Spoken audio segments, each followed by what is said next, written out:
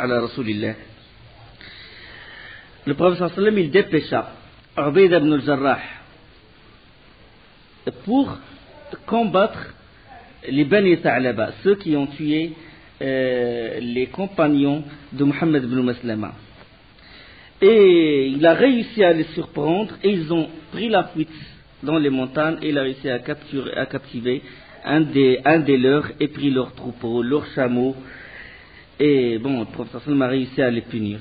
Bon, le prisonnier qu'ils ont pris, il a embrassé l'islam, il est rentré en islam. Puis il y a une autre expédition qu'a envoyée le prophète sallam, c'est l'expédition de Al-Jamoum contre les Bani Salim, qui ont participé eux aussi à la bataille d'Al-Khandaq, sous le commandement de Zayd ibn Haritha, radiyallahu anhu. Ils ont pris le butin et sont revenus. Puis il y a une autre expédition vers Al-Aïs. Al-Aïs, c'était au nord de Médine, nord-ouest de Médine, à une distance de 4 jours de marche. Et Al-Aïs, c'était un endroit plein d'arbres et plein de cavernes. Et le prophète sallallahu alayhi wa sallam, il envoya 170 combattants, tous des cavaliers. À leur tête, Zayd ibn Haritha, radiyallahu anhu. Et Zayd ibn Haritha, il fut dépêché pour couper la route, pour couper la route à une riche caravane de Quraysh. Toujours les caravanes de Quraysh pour les punir.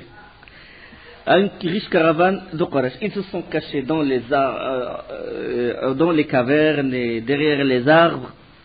Et ils firent main basse sur la totalité des marchandises et la plupart des hommes furent faits prisonniers. Toute la caravane a été prise. Les hommes prisonniers, et puis il y avait un parmi eux, c'est Abu al-Asi. Abu al-Asi, c'est le mari de Zaynab, fille du prophète sallallahu alayhi wa sallam. Le mari, il était encore mécréant, l'islam n'a pas, à ce moment-là, n'a pas encore interdit le mariage entre le mushrik, l'associateur, et les musulmans, entre les mushrikines et les musulmans. Donc il est resté son mari. Et lui, quand il a pris la fuite, la ville la plus proche, c'est Médine. La Mecque, c'est très loin, parce que ils étaient au nord-ouest. Il rentra à Médine, et il alla directement chez sa femme. Il lui ouvrit la porte, il a demandé protection, il lui ouvrit la porte, et il est resté chez sa femme. Et quand le prophète sallam, le matin, à l'aube, le fajr, et quand Bilal il a fait l'adhan et l'iqama, dès que le prophète sallam a fait takbira, il a dit Allahu Akbar, Zaynab il a crié. Il a dit je protège Abu al-As, je le protège. Envoyé d'Allah, je protège Abu al-As. Et le prophète sallam ne peut pas répondre parce qu'il a fait déjà takbirat al-ihram. Et à la fin, quand il a fait les salutations, il a dit avez-vous entendu ce que j'ai entendu? Par celui qui tient mon âme dans sa main, je n'étais au courant de rien du tout et personne ne m'a consulté. Il ne savait pas que Zaynab, il a protégé, il a gardé chez elle Abu al-As. Puis il a dit aux compagnons, cet homme est lié à nous par les liens que vous savez, ça veut dire les liens de parenté, et vous avez pris des biens qui étaient en sa possession. Maintenant, si vous voulez avoir la bonté de lui rendre son argent, de lui rendre ses biens, faites-le. Si vous ne voulez pas, c'est un butin qu'Allah vous a accordé, vous avez le choix. Ils ont dit, envoyé d'Allah, on lui rend ses biens. Et ils lui ont rendu ses biens, ils lui ont rendu des dépôts qui appartiennent à Quraysh. Et que lui, il s'était occupé de les prendre. Ils lui ont rendu ça. Et ils ont libéré d'autres prisonniers. Ils ont dit, par honneur au prophète sallallahu alayhi wa sallam, on va libérer les prisonniers. Et Abu al-As, il a été touché par ce comportement-là. C'est une deuxième chance, si vous voulez. Il a été pris, il faisait partie des prisonniers dans la bataille de Badr déjà. Et ça, c'est la deuxième chance. Et pourtant, ils l'ont libéré et il a pris toutes ses affaires, tous les dépôts de Quraysh, et il ne s'est pas converti, il n'a pas prononcé le shahad. Quand il est arrivé à la Mecque, il a rendu à chacun son dépôt et il leur a dit, est-ce que je vous ai donné tout ce que je vous dois, est-ce que j'ai été fidèle? Ils ont dit, tu as été fidèle, tu as été digne de confiance. Il a dit, maintenant je témoigne, la ilaha illallah, Muhammadur Rasulullah. Il a dit, je témoigne maintenant. Ce n'est pas que quand j'étais à Médine, maintenant pour que vous ne dites pas que je me suis converti à l'islam juste pour prendre vos marchandises. Maintenant je vous rends vos marchandises et je rentre à Médine. Et il alla rejoindre Zaynab. Et le prophète sallam lui rendit Zaynab. Et il n'a pas renouvelé l'acte de mariage. D'accord? Il n'a pas renouvelé l'acte de mariage qui a été fait avant l'islam. D'accord?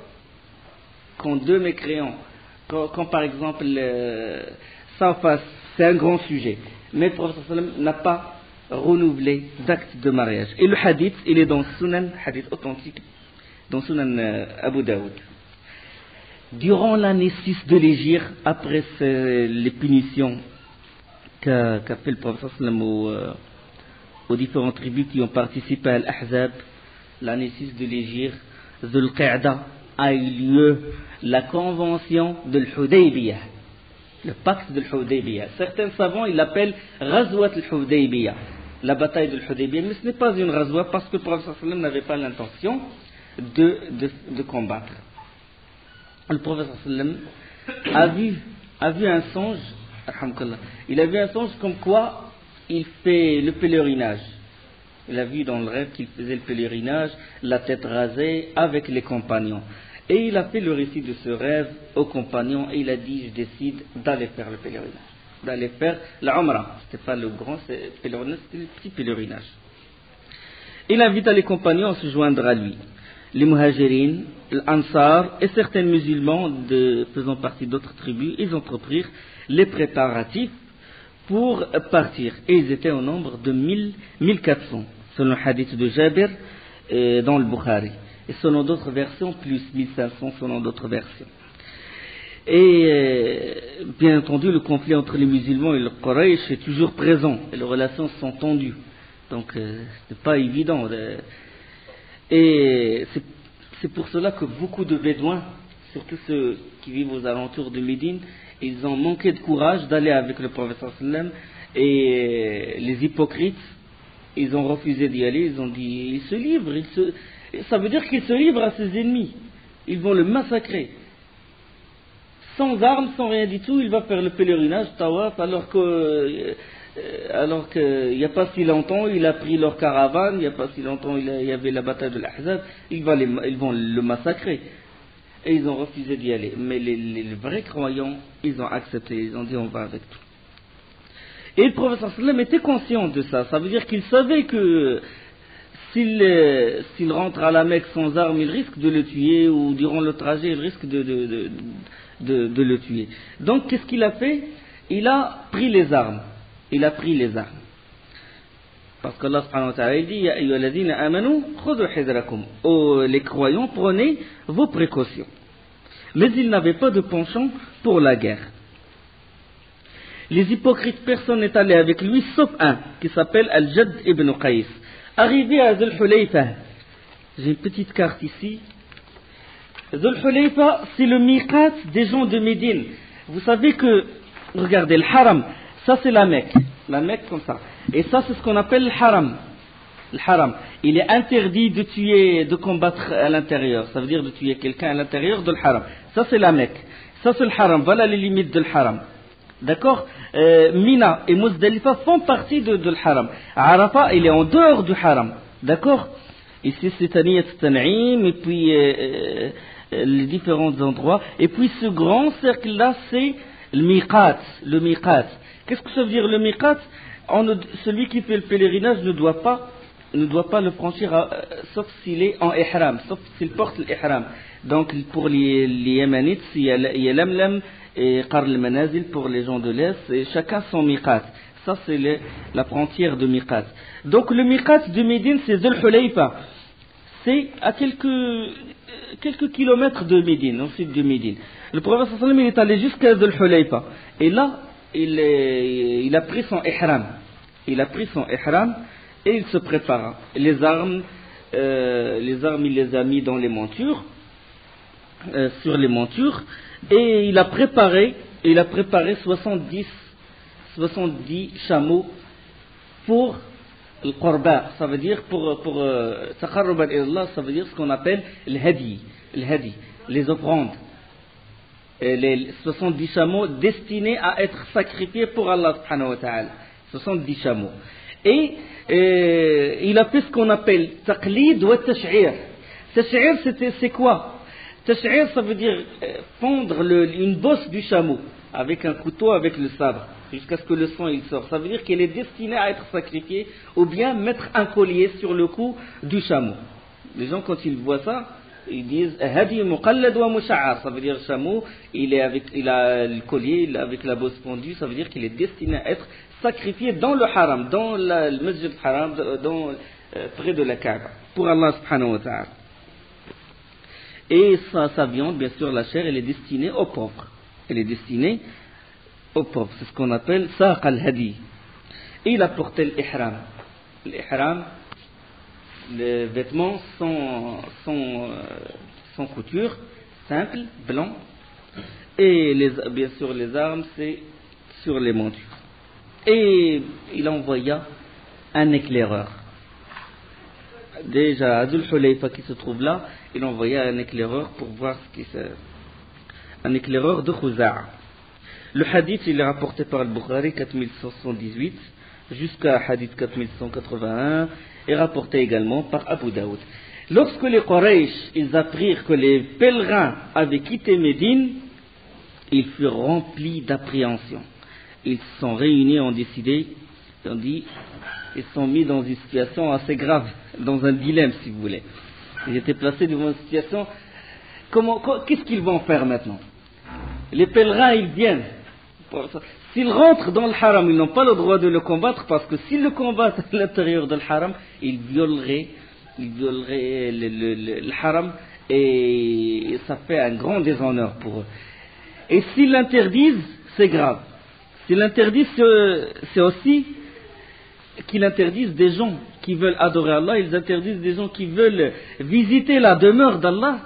Ça, si tout le monde, si tous les Arabes ils sont informés que les Quraysh ils interdisent les gens pour faire le pèlerinage, c'est un grand déshonneur, parce qu'ils commettraient une violation flagrante des lois sur lesquelles reposait leur propre honneur, leur propre fierté. Donc ils étaient dans un vrai dilemme. Qu'est-ce qu'ils vont faire? Ils ont dit de toute façon, on ne le laisse pas rentrer. Il ne rentrera pas. Sa chose n'aura pas lieu aussi longtemps qu'il restera parmi nous un seul œil animé d'une lueur de vie. Et lorsque les pèlerins ils atteignirent un endroit qui s'appelle Ghadir al-Ashtat, l'homme qui avait été envoyé en éclaireur, qui s'appelle Bishr ibn Sufyan, les rejoignit et dit au prophète sallallahu alayhi wa sallam, Quraysh ayant appris ta marche, ils ont rassemblé les Ahabish et beaucoup de combattants. Les Ahabish, c'était une tribu qui regroupe les affranchis de différentes tribus. C'est un mélange de différentes tribus. Il a dit qu'ils ont regroupé les Ahabish et beaucoup de combattants, et ils sont prêts à te combattre et à t'empêcher d'entrer à la Mecque. Et le prophète sallallahu alayhi wa sallam, il a consulté les compagnons, il a dit, qu'est-ce que vous me conseillez de faire? Voulez-vous qu'on aille vers les tribus de ces gens-là qui ont aidé les Quraysh, et on prend leurs femmes et on prend leurs enfants, et comme ça on les laissera, soit qu'ils vont venir, s'ils viennent sauver leurs enfants et leurs femmes, on se dirige directement nous vers la Mecque et on combat les Quraysh. C'est une tactique qu'a dit le prophète sallallahu alayhi wa sallam. Il a dit, vous voulez qu'on fasse ça, ou bien on rentre directement et celui qui nous barre le chemin, on le combat? Que me conseillez-vous? Et Abu Bakr radiyallahu anhu, il a dit, Allah il est plus savant ainsi que son messager, mais nous sommes venus faire l'Umrah. On rentre, si quelqu'un s'interpose entre nous et le haram, entre nous et la demeure sacrée d'Allah, on le combat. Abu Bakr lui a dit ceci. Et le prophète sallallahu alayhi wa sallam il a dit, allez, avance, en avant. Le hadith, c'est le même hadith rapporté par le Bukhari. Ils s'avancèrent. Puis le prophète sallallahu alayhi wa sallam il a dit, à mi-chemin, il a dit, regardez Khalid ibn al-Walid. Khalid ibn al-Walid, dans le chemin, il était entre Rabir, dans le Ghamim. Le Ghamim, c'est un endroit entre Rabir et le Juhfa. Regarde Médine, où est-ce qu'elle est? Et il s'est avancé jusqu'ici. Il s'est avancé jusqu'au nord. Et le prophète sallam il a dit, regardez Khalid bin al-Walid, il est dans le Ramim, il l'a vu le prophète sallam. Et il a dit aux compagnons, dirigeons-nous vers la droite. Vers la droite, ça veut dire que normalement la route habituelle, il doit passer par Usfan et il va aller jusqu'à Tan'im. C'est là les limites de l'Haram. Et le prophète sallam il a pris une autre route. Et dès qu'ils ont changé de direction, Khalid bin Walid ne les a même pas vus. Mais quand est-ce qu'il a eu conscience que les pèlerins ils sont proches de lui, il a vu beaucoup de poussière. Et il a fait directement demi-tour pour avertir les Quraysh.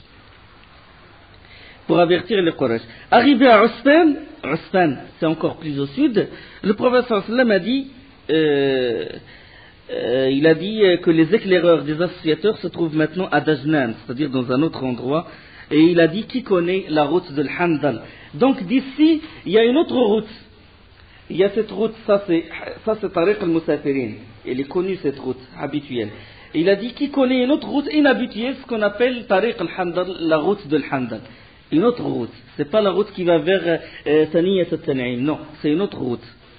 Et il y avait une personne qui lui montra, il les conduisit par cette route, plein de pierres difficiles, un chemin tortueux et difficile. Abu Saïd Khudri radiyallahu anhu, lui qui rapporte ce hadith, il a dit, les branches et tout, ils se collent aux vêtements du prophète sallallahu alayhi wa sallam. Et ils arrivèrent vers un col. Le col, il s'appelle Handal. Et le prophète sallallahu alayhi wa sallam a dit, il a dit, la semblance de ce col est celle de la porte par où sont entrés les fils d'Israël quand Allah leur dit, rentrez en vous prosternant et dites Hitta, dites rémission. Dites Hitta, nous vous pardonnons vos fautes. Nul, il a dit, nul ne passera ce col sans qu'Allah ne lui pardonne ses péchés. Il a dit ce col-là, il ressemble à la porte par où Allah subhanahu wa ta'ala, dans surat al-A'raf et dans surat al-Baqarah, وَإِذْ قُلْنَا ادْخُلُوا هَذِهِ الْقَرْيَةَ فَكُلُوا مِنْهَا حَيْثُ شِئْتُمْ رَغَدًا وَادْخُلُوا الْبَابَ سُجَّدًا وَقُولُوا حِطَّةٌ نَغْفِرْ لَكُمْ خَطَايَاكُمْ وَسَنَزِيدُ الْمُحْسِنِينَ. Allah subhanahu wa ta'ala, dans surat al-A'raf, surat al-Baqarah, il leur dit de rentrer par cette porte et dites Hitta, le terme Hitta, il dit Hitta, ça veut dire rémission ou pardonne-nous, et je vous pardonnerai vos péchés, et rentrez par cette porte, rentrez en vous prosternant. Et ils ont refusé, et ils ont changé le terme, au lieu de dire Hitta, ils ont dit Hinta, pour désobéir à Moussa. Et le prophète sallallahu alayhi wa sallam a dit, si vous passez par ce col-là, Allah vous pardonnera tous vos péchés. Cette porte, il ressemble à celle de Bani Israël. Le hadith, il est rapporté par Al-Bazzar, donc Kitab Kashf al-Astar et al-Haythami, c'est un hadith authentique. Ils se précipitèrent pour passer par ce col, et de ce col, on descend vers le Hudaybiyah. Le Hudaybiyah, c'est une plaine, une large plaine, et puis au-dessus, c'est la Mecque. Une large plaine. Puis au-dessous, la plaine comme ça, puis la Mecque, elle est surélevée, elle a une autre altitude. Et lorsque la chamelle de Qaswa, du prophète sallallahu alayhi wa sallam, il a une chamelle qui s'appelle Qaswa, et puis parvenue à l'extrémité du col, elle s'arrêta et s'agenouilla. Et on entendit des clameurs, les compagnons criaient pour pousser la chamelle à marcher de nouveau. Et ils commençaient à crier. On dit en arabe hal, hal, hal, hal, hal, pour qu'elle s'avance, pour tenter de l'encourager à repartir. Mais elle restait sur place, comme s'il s'est enraciné. Subhanallah. Il n'a pas voulu bouger.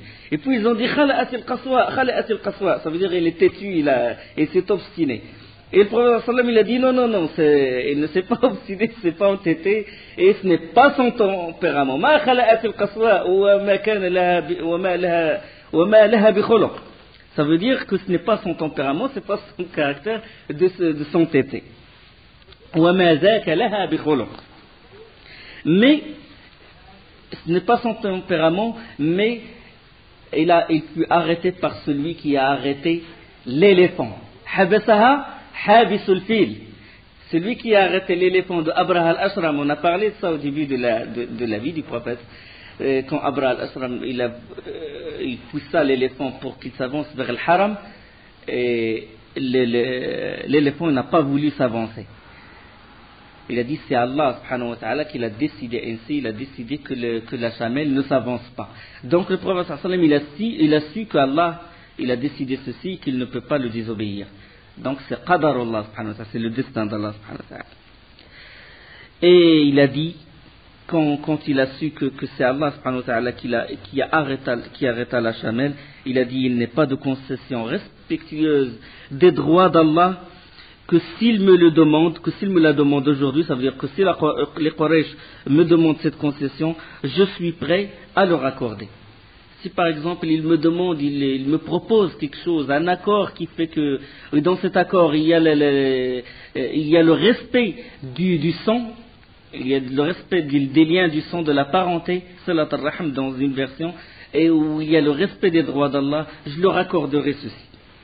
Et il appela Al-Qaswa de s'avancer, et il s'est avancé, puis il demanda aux compagnons de camper sur cette plaine-là. Les compagnons ont dit au prophète sallallahu alayhi wa sallam, tu nous as mis dans un endroit où il n'y a pas d'eau. Il y a juste des puits, mais il n'y a pas suffisamment d'eau. Il y a juste une petite quantité d'eau. Et le prophète sallallahu alayhi wa sallam donna son épée, c'est pas une épée, une flèche. Il a donné à un des compagnons, il a dit enracine cette flèche dans un des puits. Et la personne, le compagnon, il est parti, il est descendu dans le puits et il a frotté la terre avec la flèche du prophète sallallahu alayhi wa sallam, et l'eau il a jailli. Il a jailli, il a dit ils prennent l'eau comme s'ils le prennent d'une rivière, jusqu'à la surface comme ça du puits. Mu'jiza, c'est l'un des miracles du prophète sallallahu alayhi wa sallam. De même, ils avaient tellement faim qu'ils faillirent égorger. Le trajet c'est long, hein, de Médine jusqu'à Al-Hudaybiyah, c'est long. Ouais. Ils faillirent égorger leur propre chameau. Puis le prophète sallallahu alayhi wa sallam il demanda qu'on étale un tapis et d'y mettre tout ce qu'ils avaient, la nourriture qu'ils avaient, les dattes, il y en a qui ont mis les dattes, le pain, etc. Et Salam ibn al-Akwa', le rapporteur du hadith, il dit ils ont fait un petit tas qui a la taille d'une petite chèvre. Et ça va servir pour 1400, au moins 1400 hommes. Et le prophète sallallahu alayhi wa sallam leur a dit, allez, chacun il met sa main, il mange. Et ils ont mangé, et la quantité elle est restée la même.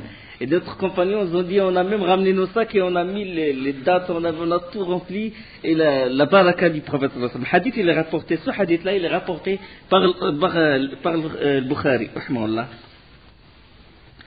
Puis les Quraysh, ils furent surpris que le prophète sallallahu alayhi wa sallam s'installe à Al-Hudaybiyah. Al-Hudaybiyah, c'est là. Al-Hudaybiyah, c'est vers l'ouest, hein, parce qu'il a fait comme ça, puis il a dévié.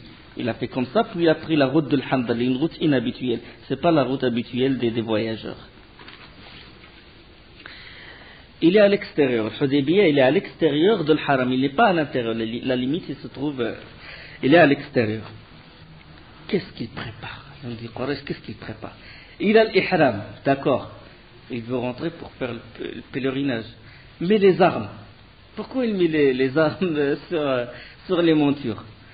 Et ils hésitaient, qu'est-ce qu'il veut faire? Et ils ont envoyé un homme qui s'appelle Budayl ibn Warqa, ça c'est avant qu'il ne se convertisse, parce qu'il s'est converti après. Budayl ibn Warqa, un des notables de Khuza'a, et qui se trouvait à la Mecque en ce moment. En compagnie de quelques membres de son clan, il vint trouver le prophète sallallahu alayhi wa sallam pour l'informer de l'attitude de Quraysh. Il a dit, j'ai laissé Ka'b ibn Lu'ay et Amir ibn Lu'ay près d'un point d'eau de l'Hudaybiyah, dans la même plaine, c'est-à-dire il n'y a pas beaucoup de distance entre les deux, entre les Quraysh et le prophète sallallahu alayhi wa sallam. Près d'un point d'eau de l'Hudaybiyah, et ils ne te laisseront pas la voie libre, ils ne te laisseront pas la voie ouverte entre toi et la maison d'Allah, et ils s'apprêtent à te combattre. Et le prophète sallallahu alayhi wa sallam lui dit, nous ne sommes pas venus pour nous battre, nous sommes venus faire la Umrah. Tu sais bien que la guerre a rangé les Quraysh. Il a dit la guerre, il a rangé les Quraysh, et moi je suis prêt à donner un délai aux Quraysh. Ça veut dire je suis prêt à faire un pacte avec le Quraysh où on ne fait pas de combat, rien du tout. Et qu'il me laisse, il me laisse avec les autres tribus. Et si les autres tribus rentrent en islam, ça sera leur fierté parce que je fais partie des Quraysh. Et ils rentrent en islam comme les autres. Au moins ce délai-là, ça va leur servir de se reposer des batailles, de la famine, et beaucoup de choses qu'ils ont endurées durant cette période-là. Mais s'ils veulent me barrer directement le chemin pour visiter la demeure sacrée d'Allah subhanahu wa ta'ala, je suis prêt à les combattre. Je le combattrai. Jusqu'à ce qu'Allah me fasse triompher et que j'y laisse la vie. Budayl a dit, je vais leur transmettre ce que tu as dit. Et il a dit, assemblée de Quraysh, vous êtes hâtifs, vous êtes précipités dans vos décisions. Et il est venu faire le Umrah. Mohammed et ses compagnons sont venus faire le Umrah et ils n'ont pas l'intention de faire la guerre. Ils ont dit, on ne peut pas te croire comme ça, c'est juste une parole. Tu nous as dit ça, mais on ne sait jamais ce qui va se passer. Les armes qu'ils portent sur la monture, etc. Donc, nous, on est méfiants. Et pour s'assurer davantage, qu'est-ce qu'ils ont fait? Ils ont envoyé un autre homme qui s'appelle Mikraz ibn Hafs. Et dès que le prophète sallallahu alayhi wa sallam l'eut aperçu, il a dit, cet homme est un homme trompeur. Hada rajulu ghadar. Il est venu voir le prophète sallallahu alayhi wa sallam, le prophète sallallahu alayhi wa sallam lui tient les mêmes propos et il est retourné. Et ils ont posé la question à Mikraz ibn Hafs, il a dit, je ne sais pas, il a les armes, je ne sais pas ce qu'il va faire. Et il a dit, tu n'as rien ramené de nouveau. Et ils ont envoyé un homme, l'un des chefs de l'Ahabish. L'Ahabish, c'est une tribu qui regroupe plusieurs autres tribus. Et il s'appelle Al-Hulays ibn Alqama, le chef des Ahabish. Le voyant venir, le prophète sallallahu alayhi wa sallam a dit, celui-là appartient à un peuple d'adorateurs. Il respecte les choses sacrées. Il respecte le hadi. Yu'azzimoun al-hadi. Il vénère ceux qui sacrifient les chameaux, les bêtes pour Allah subhanahu wa ta'ala dans son sanctuaire. Lui, il les respecte beaucoup. Et il vénère beaucoup les choses sacrifiées. Et il a dit, envoyez dans sa direction, sauf la tactique du prophète sallallahu alayhi wa sallam, envoyez dans sa direction les bêtes destinées à être sacrifiées, pour qu'il les voie. Et lorsque les 70 chameaux défilèrent solennellement près de l'Hulays, le cou entouré de colliers, la bosse fondue et amaigrie par le long séjour, il s'est étonné, il a été ébahi, il a dit, il n'appartient pas à ces gens-là, il n'appartient pas au Quraysh de leur barrer le chemin. Il n'est même pas allé voir le prophète sallallahu alayhi wa sallam. Il n'a même pas discuté avec lui. Il a fait demi-tour directement vers le Quraysh. Il a dit, ces gens-là, ils sont venus faire le pèlerinage. Il ne faut pas leur barrer le chemin. Ils ont dit, tu n'es qu'un bédouin, tu n'es qu'un homme de désert. Tu ne peux pas apprécier vraiment la situation. Il les regarda comme ça, il a dit, ce n'est pas pour ça que j'ai fait le pacte avec vous, j'ai fait cet accord, je suis votre allié. Comment ça se fait? Vous barrez le chemin à des gens qui veulent sacrifier pour Allah? Il a dit, si jamais vous lui barrez le chemin, je ramènerai tous les Ahabish, je ne sais pas combien, des milliers de combattants, j'attaquerai la Mecque. Il a dit, j'attaquerai la Mecque si jamais vous lui barrez le chemin. Regardez la tactique du prophète sallallahu alayhi wa sallam, jusqu'à... Et puis on dit, oh, patience, Hulays, patience. Jusqu'à ce que nous arrivions à des conditions qui nous conviennent. Et là, Urwa ibn Mas'ud le Thaqafi, radiyallahu anhu, parce qu'il s'est converti lui aussi après. Urwa ibn Mas'ud le Thaqafi, il a dit, c'est l'un des chefs de Thaqif. Thaqif, c'est une tribu qui fait partie de Taïf. La région s'appelle Taïf et la tribu s'appelle Thaqif. Il a dit, écoutez, chaque fois que vous envoyez quelqu'un, le pauvre, quand il revient, vous l'accueillez avec des termes grossiers, avec des termes durs, agressifs, etc. Il a dit, moi je ne suis pas comme les autres. Il a dit, moi je ne suis pas comme les autres. Vous me connaissez très bien, je vous connais très bien. Vous, votre position par rapport à moi, c'est comme le père, la position du père. Vous êtes père par rapport à moi, et moi je suis le fils par rapport à vous. Lui, il a dit ça parce qu'il y avait des relations entre Urwa ibn Mas'ud et les Quraysh. Et commença à énumérer c'est-à-dire a énuméré les bienfaits qu'il a prodigués pour eux. Ça veut dire qu'il les a aidés. Il a dit quand j'ai soulevé les gens de Uqad pour se rallier à vous et qu'ils ont renoncé, je ne suis pas venu jusqu'à chez vous avec mes enfants, avec les gens qui m'ont obéi pour montrer. Et il a vraiment cette valeur. Pourquoi il dit ça? Pour que si jamais il part et qu'il revient, il ne le démentisse pas, il ne le traite pas comme ils ont traité le Hulayf et comme ils ont traité Mikrez et l'autre. Donc il a dit ça, et pour connaître vraiment la valeur de cet homme, c'est à son sujet qu'Allah subhanahu wa ta'ala il a révélé وقالوا لو نزل هذا القرآن على رجل من القريتين عظيم. Et ils disent, pourquoi n'a-t-on pas fait descendre ce Coran sur un haut personnage de l'une des deux cités? Ça, c'est le Coran qui a été révélé à la Mecque déjà, quand ils ont demandé des signes au prophète sallallahu alayhi wa sallam. Puis après ils se sont posé cette question: pourquoi le Coran n'a pas été révélé à l'un des deux hommes qui sont très connus? Les deux hommes, c'est Urwa ibn Mas'ud à Thaqif et le Walid ibn al-Mughira à la Mecque. Ça, pour connaître vraiment la valeur de cet homme. Et là, Urwa, il a voulu s'assurer. Il a voulu vraiment s'assurer: est-ce que Mohammed est venu pour la guerre ou pour faire le pèlerinage? Mais comment il va faire? Il a préparé un plan, puis il est rentré dans le camp où se trouve le prophète sallallahu alayhi wa sallam. Il s'est dit: voilà, je vais essayer de les exciter, de les provoquer. S'ils me répondent avec agressivité, ça veut dire qu'ils préparent un combat. S'ils sont conciliants, s'ils me parlent avec douceur, ça veut dire qu'ils veulent juste faire l'Umrah. Et il s'est assis en face du prophète sallallahu alayhi wa sallam, en face directement, en face, et il était armé. Et dès qu'il est rentré avec l'arme, le prophète sallallahu alayhi wa sallam, il a dit: mon gardien, appelez mon gardien. Mughira ibn Shu'ba, il a dit: porte tes armures et porte ton casque, et viens, mets-toi debout à côté de moi. Il fait ya'khudh hidra sallallahu alayhi wa sallam. Ça veut dire qu'il est autorisé, que le chef doit avoir un garde du corps, un gardien personnel. Il s'est mis à côté de lui. Le Walid, Urwa ibn Mas'ud, il s'est assis en face du prophète sallallahu alayhi wa sallam. Et ils ont entamé la discussion, etc. Puis Urwa, il a dit: Mohammed, qu'est-ce que tu veux faire? Tu vas anéantir ton peuple? Il a dit: moi, je n'ai jamais entendu parler de quelqu'un qui a combattu ses propres parents, sa propre tribu. Il a dit: toi, si tu le fais, ce sera le premier. Et si jamais c'est eux qui ont le dessus sur toi, parce que moi, je ne pense que ça. Ça veut dire qu'ils vont te combattre, qu'ils vont prévaloir sur toi, parce que je ne vois autour de moi, il essaie de provoquer. Il dit: je ne vois autour de moi qu'un mélange d'hommes, il n'y a pas d'honneur dans ton clan. Il a dit: si jamais la guerre il fait rage, ils vont faire le vide autour de toi, ils vont te laisser tout seul.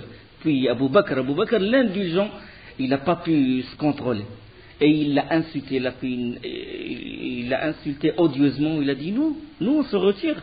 Puis le prophète sallallahu alayhi wa sallam, il a dit à Abu Bakr: tais-toi. Et puis Urwa, il a dit: qui est-ce? Sur Abu Bakr, il a dit: c'est qui celui-là? Il les provoque. Il a dit: Abu Bakr. Et puis Urwa, il a dit: par celui qui détient mon âme dans sa main, si je n'étais pas redevable envers toi d'un bienfait, je t'aurais répondu. C'est-à-dire, je t'aurais insulté comme tu m'as insulté. Au début de la sira, les savants disaient que Abu Bakr, il a participé avec Urwa ibn Mas'ud pour qu'il paye une rançon, le prix du sang de quelqu'un qui a été tué.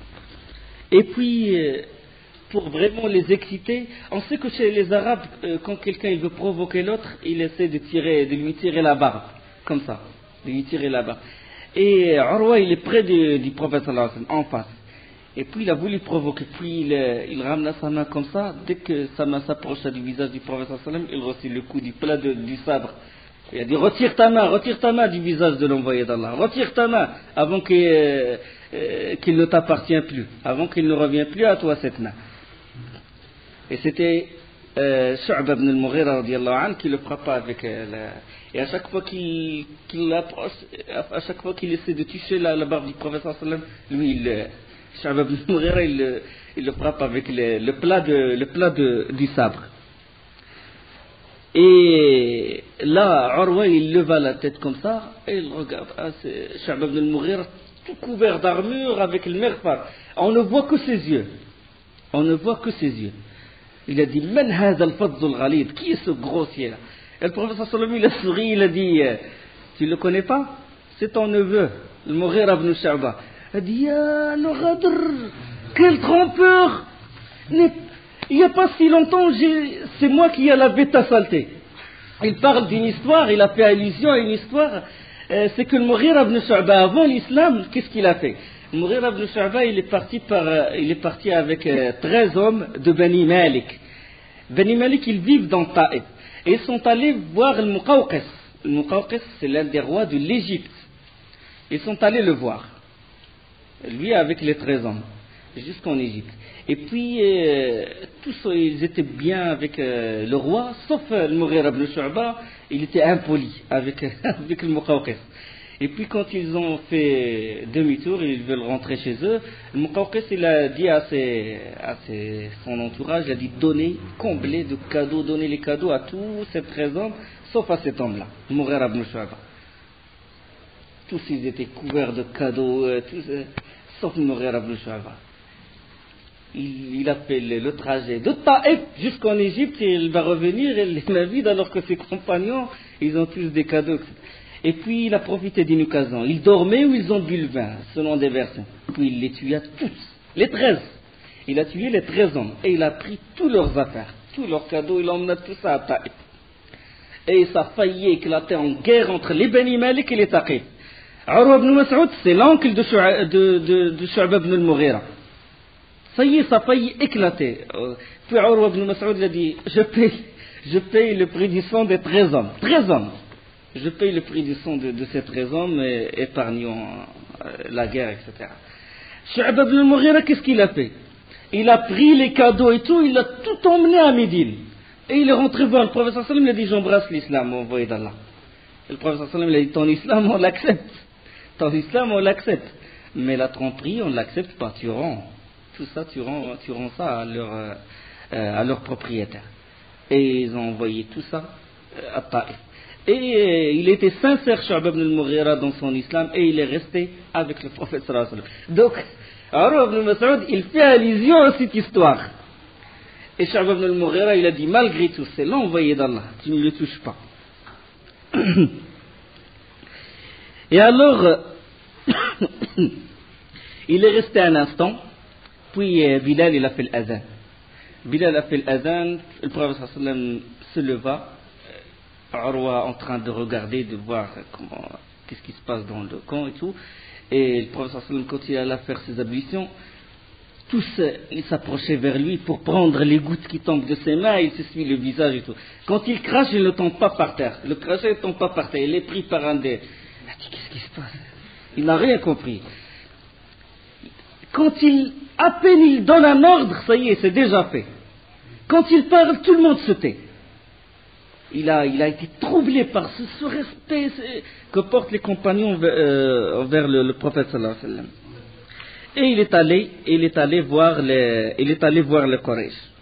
Il a dit, écoutez, j'ai été envoyé comme ambassadeur au Négus.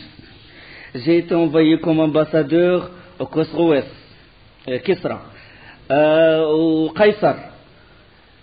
J'ai vu les rois, beaucoup de rois sur cette terre. Il a dit, jamais je n'ai vu des gens respecter le roi comme les compagnons respectaient Mohammed. Il a dit, ils ne vont pas te lâcher. Si vous le tuez, il a dit, par Allah, si vous le tuez, ils vont tuer leur propre nombre. 1400 hommes, ils vont tuer. Il dit, ils ne vont pas le livrer comme ça. Il dit, il vaut mieux essayer de faire un acte, un accord, une convention avec lui. Et il vaut mieux que vous faites un pacte avec le prophète sallallahu alayhi wa sallam. Au moins, dites une chose, c'est que il ne fait pas le pèlerinage cette année, la Umrah, il l'a fait l'année prochaine. Bon, la semaine prochaine, bi'idhnillah, on va parler de la suite du pacte de l'Hudaybiyah. Wa subhanakallahumma bihamdik, ashhadu an la ilaha illa anta, astaghfiruka wa atubu ilayk.